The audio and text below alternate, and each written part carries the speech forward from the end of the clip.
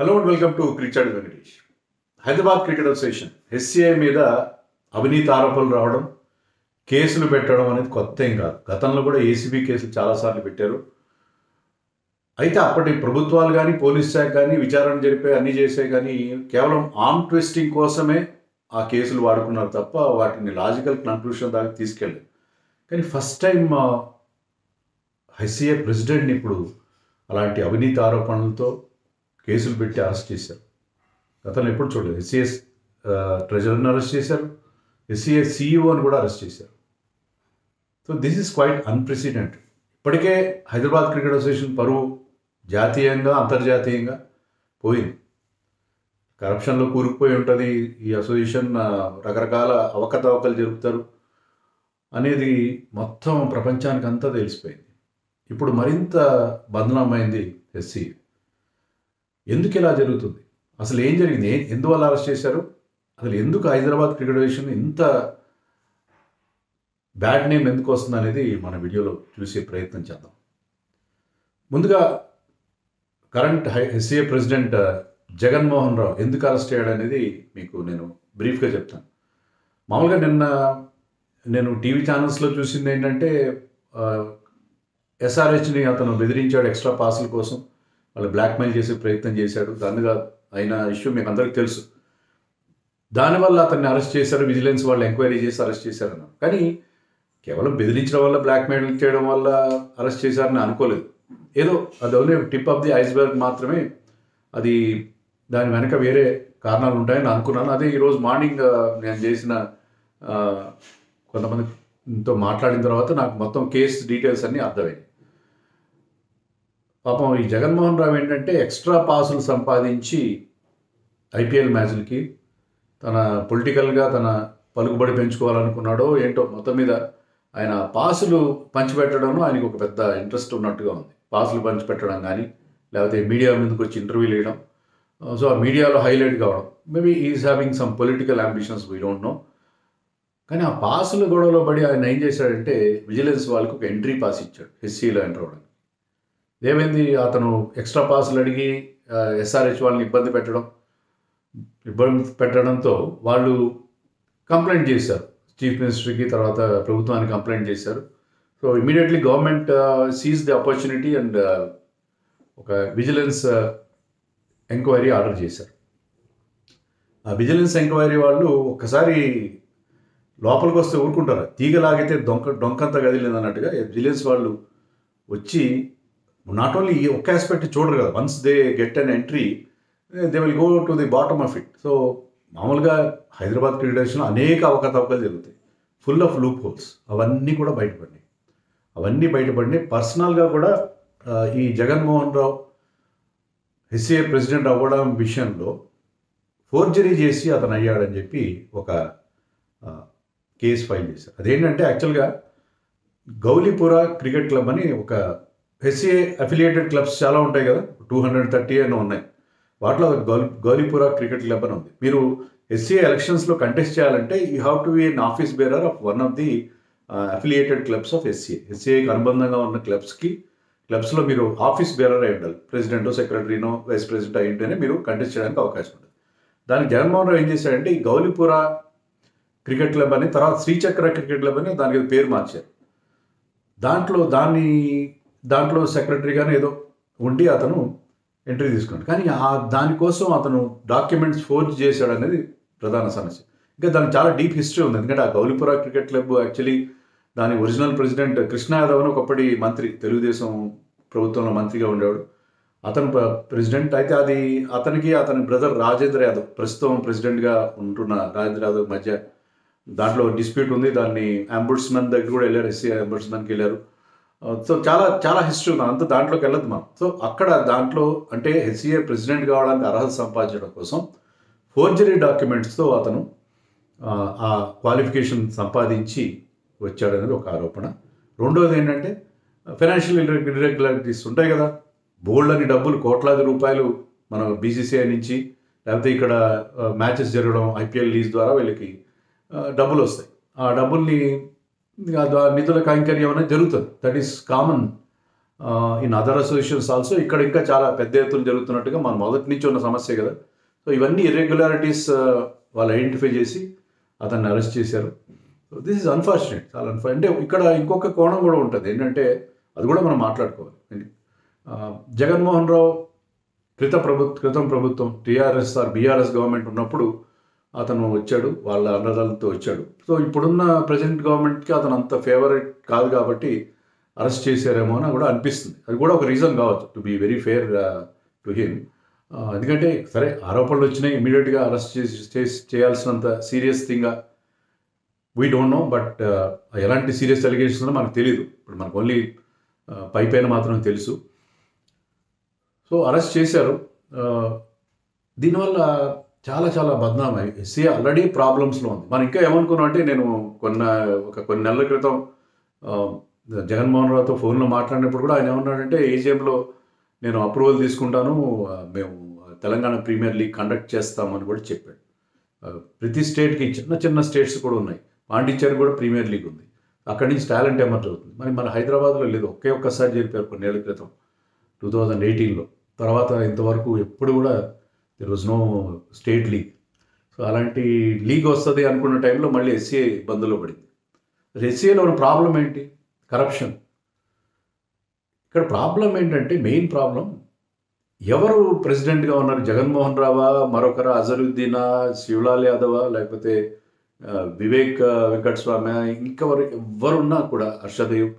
దాంట్లో కొంతమంది క్రికెటర్స్ కూడా ఉన్నారు. క్రికెటర్స్ ఉంటే మన ఫీలింగ్ ఏంటంటే, క్రికెటర్స్ చాలా వాళ్ళకి గేమ్ తెలుసు కాబట్టి వాళ్ళు చాలా మంచి అడ్మినిస్ట్రేషన్ చేస్తారు, గేమ్ని బాగా డెవలప్ చేస్తారని మనం కొన్ని భ్రమల్లో కూడా ఉంటాం. అది మిగతా చోట్ల జరిగింది.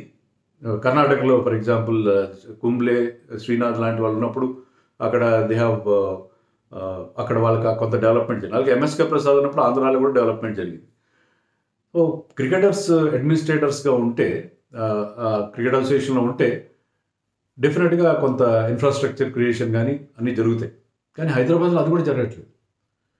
3 వరల్డ్ కప్స్లో ఇండియాని లీడ్ చేయడంతో పాటు one of India's finest batsmen, ఇండియాకి ఒక దశాబ్దం పాటు అక్రాస్ ఫార్మాట్స్ క్యాప్టెన్ చేసిన అజరుద్దీన్ పీరియడ్లో కూడా బోలెడన్ని అవినీతి ఆరోపణలు వచ్చాయి. అంతకుముందు Shivlal Yadav another India player, Harshdev another India player. వీళ్ళు ఉన్నప్పుడు, నాన్ క్రికెటర్స్ ఉన్నప్పుడు ఎవరు ప్రెసిడెంట్గా ఉన్నా పైన హెడ్స్ మారుతుంటాయి తప్ప కింద సిస్టమ్ అంతా కుళ్ళిపోయి ఉంది.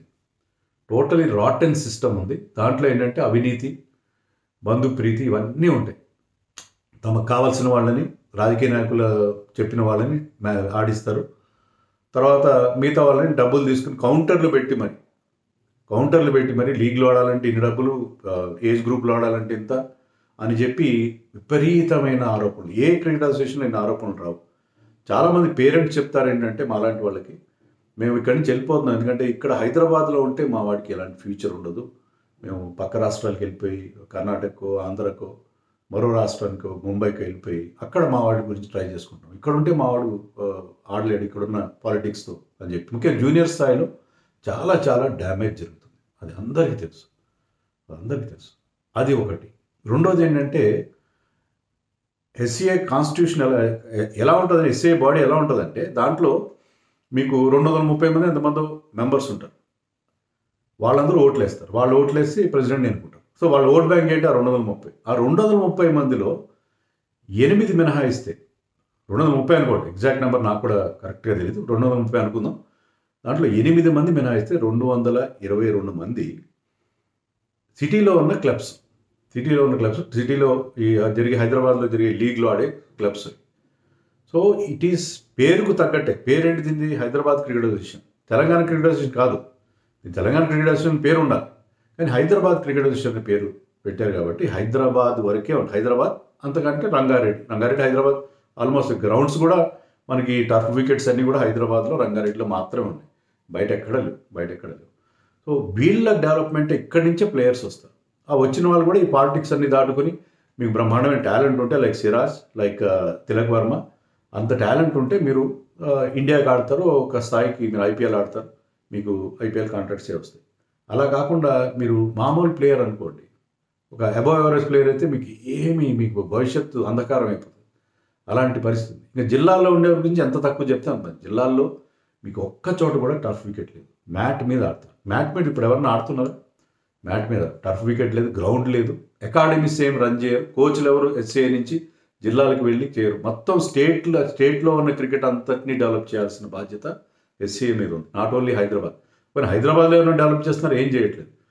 ఈ మధ్యకాలంలో కొన్ని నెలల క్రితం ఒక 25 లక్షలు జిల్లా క్రికెట్ అసోసియేషన్కి ఇచ్చారు. అది తప్ప వాళ్ళకి ఎలాంటి ఫండింగ్ లేదు, ఎలాంటి టోర్నమెంట్స్ లేవు, ఏమీ లేవు. అంటే జీరో డెవలప్మెంట్. అందుకే మీరు చూడండి, మొన్న ఆకాశ్దీప్ ఎక్కడి నుంచి వచ్చాడు? ఎక్కడో మారుమూల గ్రామం ఇన్ బీహార్లో అసలు ఒకప్పుడు వాళ్ళు క్రికెట్ అసోసియేషన్ సస్పెండ్ అయిపోయిన ప్రాంతం అది.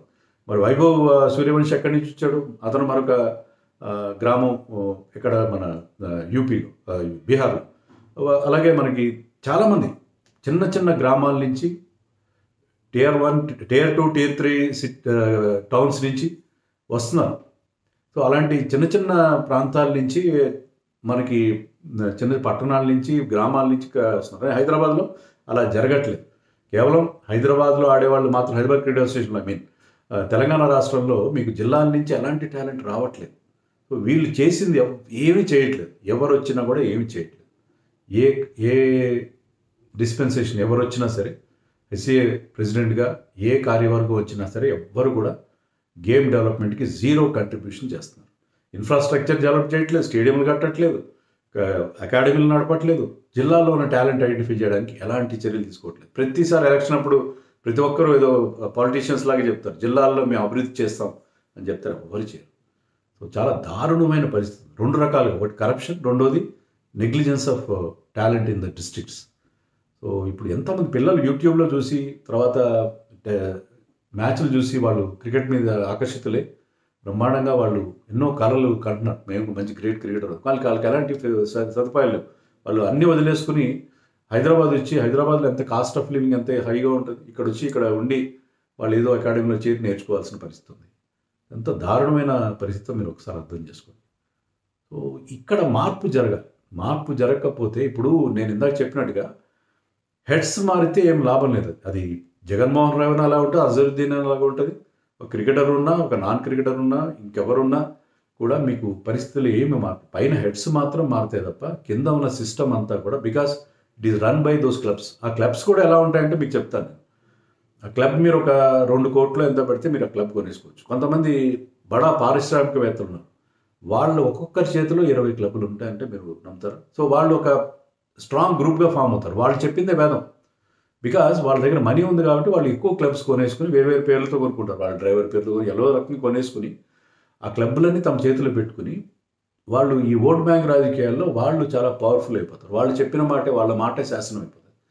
ఇలా అవ్వడం వల్ల ఆ క్లబ్స్ ఏవైతే ఉన్నాయో, ఆ క్లబ్స్ ఉన్నాయి, సిటీలో ఉన్న క్లబ్స్, వాళ్ళు శాసిస్తున్నారు క్రికెట్.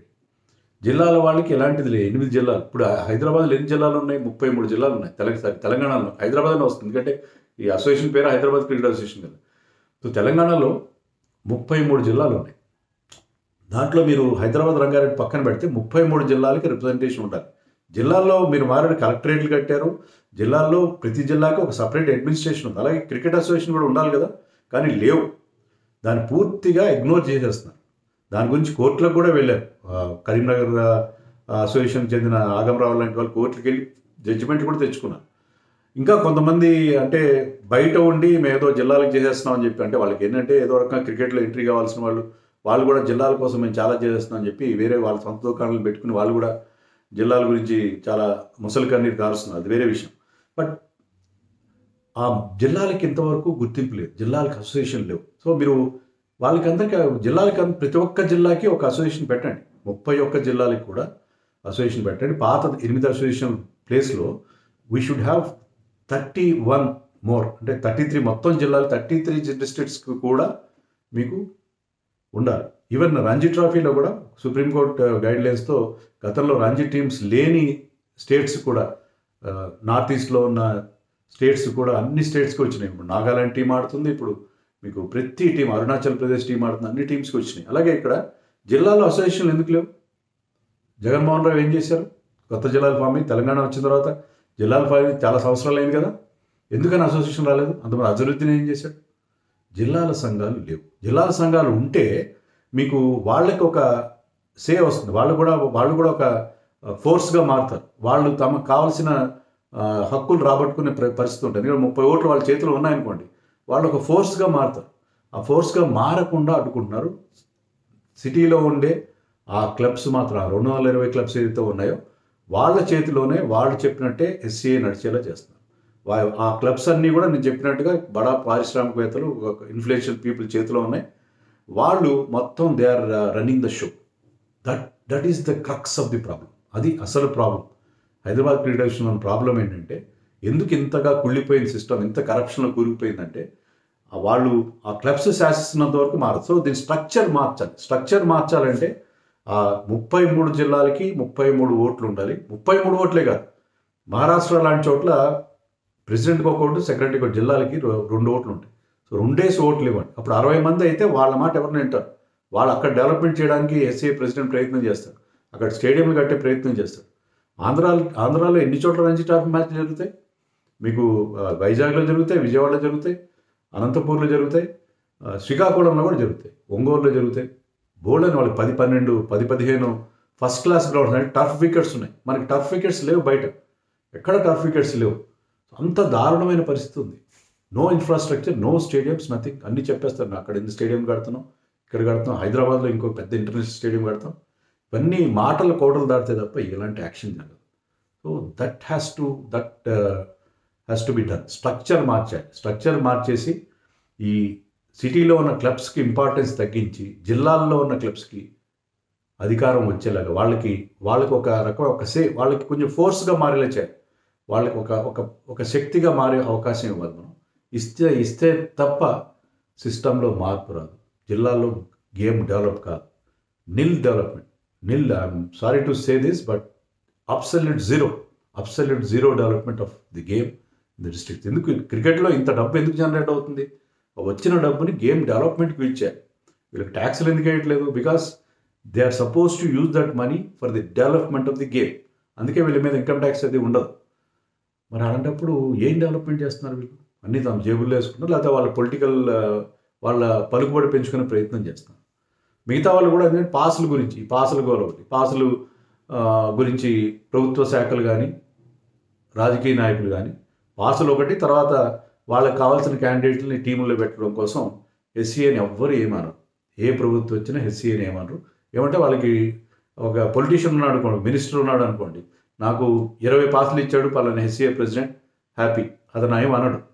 అదే అక్కడ అతను ఒక 1 కోటి రూపాయలు తీసుకున్న వాడి మీద కూడా ఏమైనా యాక్షన్ తీసుకు, కానీ ఇలా పాసులు కైండ్లో తీసుకున్న వాటికి చాలా ఎక్కువ ప్రేమ ఉంటుంది. లేకపోతే నా క్యాండిడేట్ ఒకడు, మా అన్న కొడుకు ఒకడు ఉన్నాడు, వాడిని ఆ టీంలో పెట్టి, జూనియర్ టీంలో పెట్టి అని పెట్టించుకుంటారు. సో ఈ రకమైన ఒక ధోరణి అన్ని చోట్ల ఉంది. Not only here I'm saying, it's there everywhere, but is rampant in the case of SC. This he's become rampant. అంటే అది కంప్లీట్గా సిస్టమ్ అంతా కూడా టోటల్గా రాటన్ అయిపోయింది, కుళ్ళిపోయి. మార్చాలంటే స్ట్రక్చర్ మార్చాలి. దానికి ఎవరు పూనుకుంటారు? ఎవరికి ఆ పొలిటికల్ విల్ ఉంటుందా? ఎవరికైనా ఉంటుంది? నేను చెప్పినట్టుగా వాళ్ళకి ఏంటంటే ఆ మ్యాచ్లు జరిగినప్పుడు పాసులు కావాలి, లేకపోతే వాళ్ళని కొద్దిగా వాళ్ళని గట్టిగా వాళ్ళ గ్రిప్లో పెట్టుకొని వాళ్ళకి కావాల్సిన ప్లేయర్స్ని టీంలో వేయించుకోవడం. ఇది తప్ప ఆ పొలిటికల్ విల్ ఉందా? ఏం చేయాలి మీరు చెప్పండి.